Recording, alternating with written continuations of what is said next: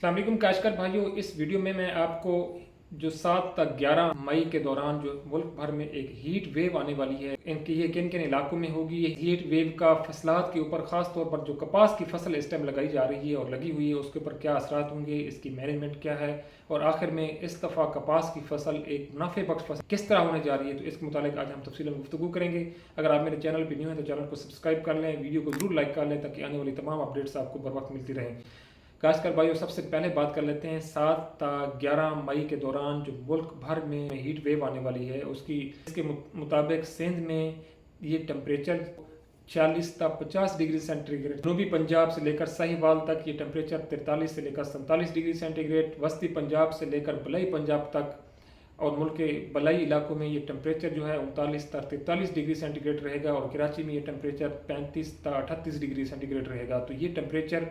Normal से ज़्यादा है और अबव है और इसकी वजह से मुल्क के बेशतर इलाके जो हैं वो हीट वेव की लपेट में होंगे।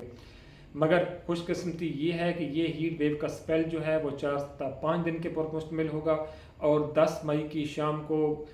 मगरबी हवाओं का एक कमज़ोर सिलसिला जो है वो मुल्क के बलाई इलाकों में दाखिल होगा, जिसकी वजह से मुल्क के बेशतर इलाकों में ये टेम्परेचर जो है वो 5 ता 6 डिग्री सेंटीग्रेड कम हो जाएगा। मगर इस हीट वेव के एक शॉर्ट स्पेल को जो है वो फसलात को नुकसान दे सकती है। तो इसके लिए आज हम मैनेजमेंट के ऊपर बात करेंगे कि ख़ास तौर पर जो हमारे बागात हैं, सिट्रस है, मैंगो है, एक हल्की आबपाशी शाम के टाइम तरजीहन कर देनी चाहिए। इसके अलावा कपास की वो फसल जो काश्त हो गई है, छोटी है या बड़ी है, उसको तरजीहन शाम के वक्त या किसी वक्त भी एक हल्का पानी ज़रूर लगा देना चाहिए ताकि हीट वेव की वजह से स्ट्रेस ना आए। इसके अलावा जो काश्तकार अभी फसल का कपास की काश्त कर रहे हैं उनके लिए अहम एडवाइजरी ये है कि हमारा पिछले सालों में देखने में आया है कि इस हीट वेव के स्पेल की वजह से हमारी कपास की काश्त को दोबारा बार बार सोइंग होनी पड़ती है और जो छोटी और नन्ही हमारी कपास होती है, यंग सीडलिंग्स होती हैं, वो झुलस कर रह जाती हैं, ख़ास तौर पर रोही चुलिस्तान में, फोटाबास, यजमान और इनके इलाकों में। तो इससे बचने का बेहतरीन तरीका ये है कि आप रेजिडुअल मॉइस्चर, एक ज़माना था कि जब हमारे पहले कपास काश्त हुआ करती थी, वक़्त भी हुआ करता था,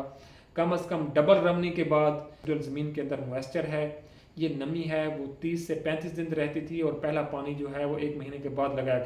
लगाया जाता था। मगर आजकल जल्दी में हम कपास लगाते हैं और इसके अलावा सबसे बड़ी बात कि हमारी ज़मीनों में एक हार्ड पैन जो सख्त तह बन चुकी है, ख़ास तौर पर ज़ेर ज़मीन कड़वे इलाकों में, ब्रैकेट जोन के अंदर,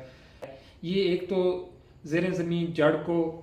नीचे नहीं जाने देती, दूसरा ज़मीन के अंदर जो रेजिडुअल मॉइस्चर जिसकी हम बात कर रहे हैं, नमी की बात कर रहे हैं, वो देर पर ज़मीन में ना रहने की वजह से पौधा जो है वो जल्दी झुलसाव का शिकार हो जाता है और पानी की कमी की वजह से मुरझाव का शिकार हो जाता है। और जब ये फसल बड़ी होती है तो हीट वेव जब बार बार आती है तो इसका फल का केरा जो है वो बढ़ जाता है और हमारी फसल की अल्टीमेटली पैदावार कम हो जाती है। तो एक अहम मशवरा ये है